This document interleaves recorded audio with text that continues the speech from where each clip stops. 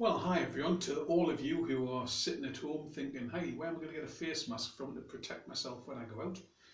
Well, it's dead easy. Get yourself a nice pair of clean boxer shorts. If not, give them a good wash before you do this.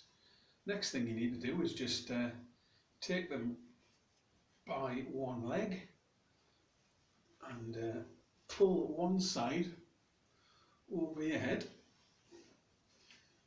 Take the rest around the back, give them a twist,